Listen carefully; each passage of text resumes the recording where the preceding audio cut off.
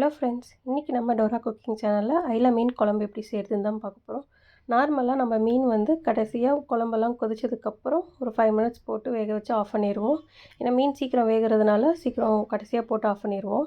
அந்த டைமில் காரம் உப்பெல்லாம் ஏறுறதுக்கு கொஞ்சம் டைம் எடுக்கும். நம்ம அதுக்காக பிஃபோரே என்ன பண்ணுறோம், 1/2 டேபிள் ஸ்பூன் மிளகாத்தூள், தேவையான அளவு உப்பு, 1/4 டீஸ்பூன் மஞ்சத்தூள் இதெல்லாம் போட்டு மீனோட பெரட்டி ஊற வச்சிட்டோம் அப்படின்னா நம்ம மீன் போடுறப்போ அதில் காரம் உப்பெல்லாம் ஏறி இருக்கும். நம்ம குழம்பு கொதித்து போட்டு ஆஃப் பண்ணோடனே உடனே நம்ம சர்வ் பண்ணிக்கலாம். இது ஊறட்டும். மசாலாக்கு தேவையான பொருள் 7 to 8 சின்ன வெங்காயம், 10 பல் பூண்டு, 4 மீடியம் சைஸ் தக்காளி, 1/4 மூடி தேங்காய். பூண்டு, வெங்காயம், தக்காளி தனியாக ஃபைன் பேஸ்ட்டாக அரைச்சிக்கலாம். அதே மாதிரி தேங்காயும் தனியாக ஃபைன் பேஸ்ட்டாக அரைச்சி எடுத்துக்கலாம். தாளிக்கிறதுக்கு தேவையான பொருள், மீன் குழம்பை பொறுத்தவரைக்கும் நல்லெண்ணெய் செஞ்சிங்கன்னா நல்லா டேஸ்ட்டாக இருக்கும். அதுக்கு 5 to 6 டேபிள் ஸ்பூன் எடுத்திருக்கேன். 1/4 டீஸ்பூன் கடுகு, 1/4 டீஸ்பூன் வெந்தயம், தேவையான அளவு கருவேப்பிலை, 2 டேபிள் ஸ்பூன் கொத்தமல்லி தூள், 1/2 டேபிள் ஸ்பூன் மிளகாய்த்தூள், 1/4 டீஸ்பூன் மஞ்சத்தூள். ஆல்ரெடி நம்ம மீனோடைய மிளகாய் போட்டு பரட்டி வச்சுருக்கிறதுனால காரம் தகுந்த மாதிரி போட்டுக்கோங்க. தக்காளி இதெல்லாம் அரைச்சி எடுத்துகிட்டு வந்துட்டேன். தேங்காயும் தனியாக அரைச்சி எடுத்துகிட்டு வந்துட்டேன். ஒரு வானல் வச்சுக்கலாம். எண்ணெய் ஊற்றிக்கலாம். மீன் குழம்பை பொறுத்தவரைக்கும் கொஞ்சம் தாராளமாக நல்லெண்ணெய் ஊற்றிக்கோங்க. அப்போ தான் டேஸ்ட் நல்லாயிருக்கும். எண்ணெய் சூடாகட்டும். எண்ணெய் சூடான உடனேயே கடுகு, வெந்தயம் போட்டுடலாம்.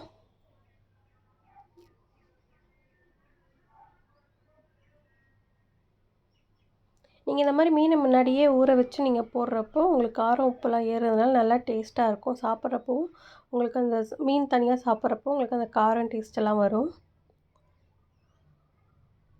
நல்லா ருசியாக இருக்கும். இப்போ கருவேப்பிலை போட்டுடலாம். கருவேப்பிலை பொரிஞ்சிருச்சு. கருவேப்பிலை பொரிஞ்சோடனே அரைச்சி வச்சுருக்க விழுது போட்டுடலாம். தக்காளி விழுது போட்டுடலாம். போட்டு அதை நல்லா வதக்கி விடலாம். கொஞ்சம் லைட்டாக தக்காளியிலேருந்து எண்ணெய் பிரிஞ்சு வரட்டும்.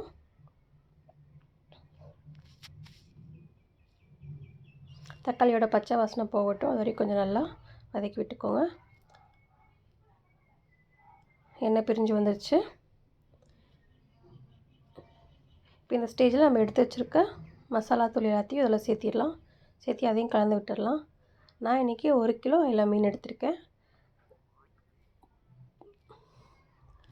நான் 2 எலுமிச்சப்பழம் சைஸ் புளி எடுத்திருக்கேன். உங்களுக்கு புளிப்பு தன்மை எவ்வளோ தேவையோ அதுக்கு தகுந்த மாதிரி நீங்கள் புளி ஊற வச்சுக்கோங்க. நான் கொஞ்சம் புளி கூட போடுவேன். அதனால் இன்றைக்கி 2 எலுமிச்சப்பழம் சைஸில் புளி எடுத்து ஊற வச்சு அதை ஜூஸ் எடுத்து வச்சுருக்கேன். பச்சை வாசனை போயிடுச்சு, மசாலாவோட பச்சை வாசனை. இப்போ இந்த புளி தண்ணியை ஊற்றி அதையும் நல்லா கொதிக்க விட்டுறலாம். பச்சை வாசனை நல்லா போகும். புளி நல்லா கொதிக்கட்டும். புளி தண்ணி நல்லா கொதிக்கட்டும்.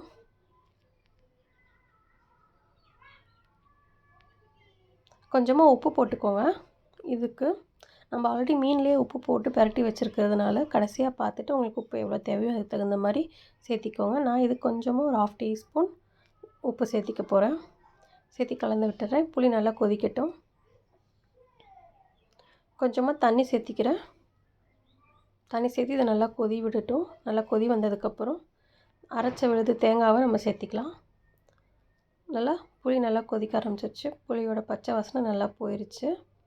இப்போ அரைச்சி வச்சுருக்க தேங்காய் விழுது அதோட சேர்த்திக்கலாம். தேங்காய் ஆப்ஷனல் தான். நீங்கள் தேங்காய் ஊற்றி வைக்கிறதா இருந்தாலும் வச்சுக்கலாம். இல்லைன்னா அப்படியே இந்த புளி தண்ணியிலே கூட நல்லா கொதிச்சதுக்கப்புறம் நீங்கள் மீன் அப்படியே போட்டாலும் போட்டுக்கலாம். அதுவும் நல்லா தான் இருக்கும். தேங்காய் நல்லா ஒரு 2 to 3 மினிட்ஸ் நல்லா கொதிக்கட்டும். நல்லா ஒரு கொதி வரட்டும். நல்லா ஒரு கொதி வந்துருச்சு.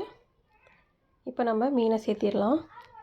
மீன் சேர்த்துறப்ப லோ ஃப்ளேமில் வச்சுக்குவோம். ஹை ஃப்ளேமில் வைக்காதீங்க. மீன் சீக்கிரம் வெந்துடும். இதுக்கு ரொம்ப நேரம்லாம் நம்ம டைம் வைக்க தேவையில்ல. அட்லீஸ்ட் ஒரு 3 to 5 மினிட்ஸ் போதும்.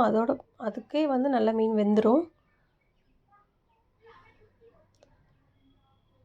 மீன் எல்லாத்தையும் போட்டாச்சு. இப்போது ஒரு 5 மினிட்ஸ் மட்டும் லோ ஃப்ளேமில் வச்சு ஆஃப் பண்ணிடலாம். மூடி போட்டு வச்சிடலாம்.